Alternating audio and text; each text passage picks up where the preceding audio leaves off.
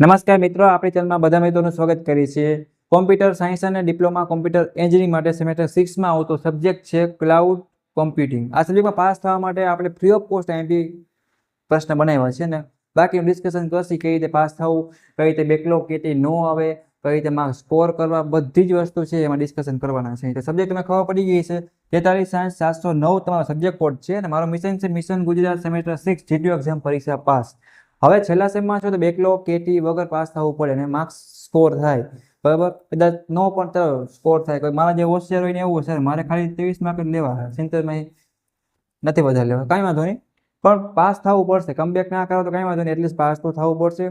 Backlog આવશે તો બધું પ્લાનિંગ વિખાશે. તો એ માટે આખી સંપૂર્ણ ડિટેલમાં આપણે ડિસ્કશન કરવાના છે. જેને પાસ થવું હોય વિડીયો ખાસ લાસ્ટ લગી જોવાનો છે. ચાલો, તમે ટોપ 30 આઈએમપી છે એ ગુજરાતી અને ઇંગ્લિશ બે ભાષામાં મળી રહેશે, બરાબર. પણ હવે તોય તમે ફેલ થાવ છો, તમને ખબર જ છે, મારે કહેવાની જરૂર નથી. આવડતું હોય લખી જાવ તોય ફેલ થાવ છો. ઘણા બધા પ્રશ્ન ઊભા થાય. આપણે બે મિત્ર હોય, એક આગળ બેઠો હોય, એક પાછળ બેઠો હોય. હવે આગળ તમે જોવો તો એ પાસ થાય તો તમને ફેલ થાય, તમને કેમ મહિનામાં જોયું હતું તો એ ફેલ થયો. પણ ઘણી વાર એવું થાય કે બધું સાચું લખ્યું હોય પણ પ્રોપર પેપર સ્ટાઇલ પ્રમાણે મિત્રો પેપર લખતા નથી. પેલી ભૂલના કારણે તમારા બેકલોગ આવે છે, માર્ક્સ અપાય છે અને ફેલ થાવ છો. અને ઓછા માર્ક્સ આવવાનું કારણ એ છે. બીજો પોઈન્ટ કયો છે તો કે આકૃતિ ફિગરમાં બધા મિત્રો શું કરે છે તો કે બહુ આળસ કરે છે, દોરતા નથી, સ્કેચ બનાવતા નથી આવડતું, નહીં ડાયાગ્રામ આવડે, પેન્સિલ હાથમાં પકડવી નથી. ફ્રી ફાયર હોય, મોબાઈલ હોય, સ્નેપ, ઇન્સ્ટાગ્રામ બધું હાથમાં હોય જ. મોબાઈલમાં કલાકો ને કલાકો વહી જાય પણ ફિગર પાછળ ટાઈમ નથી આપતા. તમારે વાંચવાનું ઓછું બટ ફિગર સ્કેચમાં વધારે ટાઈમ દેવાનો. એ પેપરમાં દોરો તો વધારે માર્ક્સ આવશે ને વધારે પાસ થશો. તો આ પોઈન્ટ લાઈફ ટાઈમ જ્યાં લગી જીટીમાં સ્ટડી કરો છો ત્યાં લગી હું એક વિડીયોમાં આ 2 પોઈન્ટ ખાસ કહું છું. તમારે ટ્રાય કર્યું હોય તો આ 2 પોઈન્ટ સુધારી અને ટ્રાય કરો. અડધું વાંચો અને આ 2 પોઈન્ટ ઉપર ખાસ ધ્યાન આપો. તમારે સારામાં સારા માર્ક્સ ના આવે તો મને ભાઈ કહેજો. સાચું લખી જાઓ, પેપર આડાવડું હોય તો પણ માર્ક્સ દઈએ.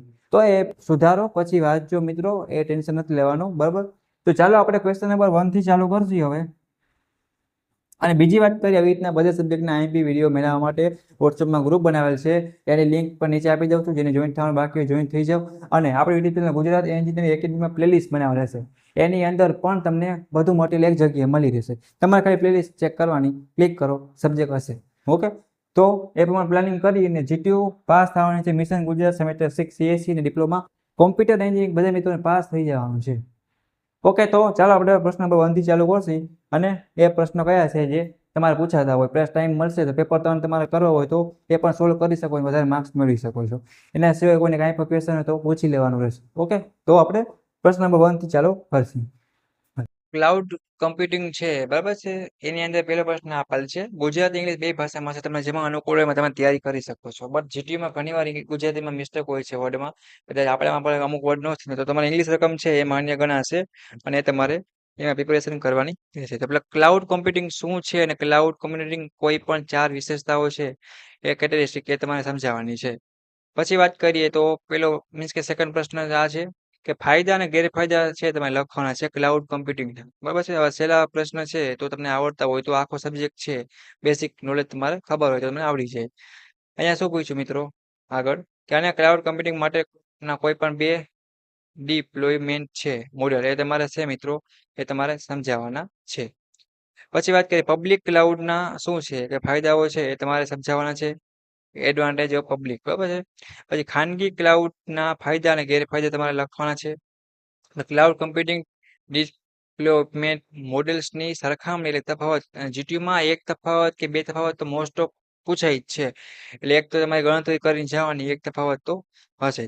પછી શોર્ટમાં છે AWS દ્વારા પૂરી પાડવામાં આવતી સેવાઓ છે એ તમારે ખાસ સમજાવવાની છે.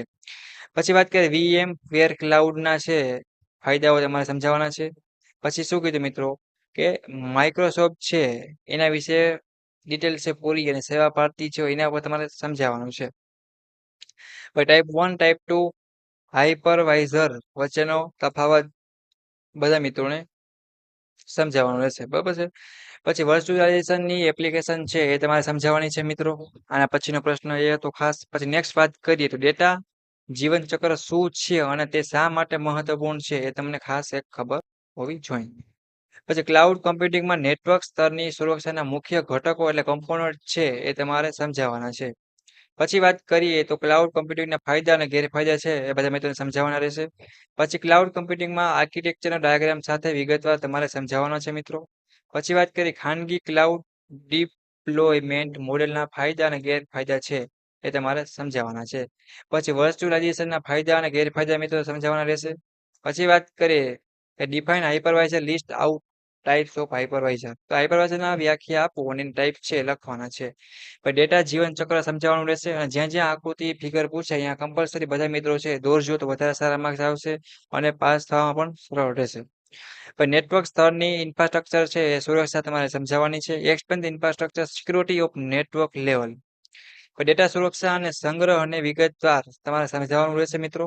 પછી વાત કરીએ ફાયદા અને ગેરફાયદા સાથે પબ્લિક ક્લાઉડ વર્ણન છે એ તમારે ખાસ કરવાનું છે. પછી વપરાશકર્તાઓ પર ક્લાઉડ કમ્પ્યુટિંગની અસર લખો. ઓછામાં ઓછા 7 પોઈન્ટ છે એ તમારે લખવાના છે. તો એ પણ આવડતું હોવું જોઈએ. પછી સર્વિસ પ્રોવાઈડરની સૂચિ બનાવવાની છે મિત્રો. ઓછામાં ઓછા કેટલા 6 પોઈન્ટ હોવા જોઈએ. ફાયદા ગેરફાયદા છે explain the less cloud service model છે એટલે કે ક્લાઉડ છે સર્વિસ મોડેલ સમજાવવાનું છે અને એના ફાયદા અને ગેરફાયદાની યાદી પણ તમારે બનાવવાની છે. પછી ચોઈસ મીન્સ કે શું કે મોટા પાયે ઉદ્યોગ માટે યોગ્ય ક્લાઉડ સર્વિસ મોડેલ પસંદ કરો અને તેનું વિશ્લેષણ છે એ પણ તમારે 25મો પ્રશ્ન છે એ કંઈક કહેવા માંગે છે.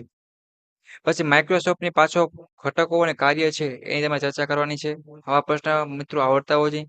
ગીવ ધ ડિફરન્સ બિટવીન તફાવત છે એમાં એટલીસ્ટ તમે કેટલા પોઈન્ટ અમુક મિત્રો એવું કરે 1-2 પોઈન્ટ લખીને મૂકી દે પણ એવું ના હોય એટલીસ્ટ 5-7 પોઈન્ટ તો તમારે લખવાના જ તો માર્ક્સ તમને સારા મળે.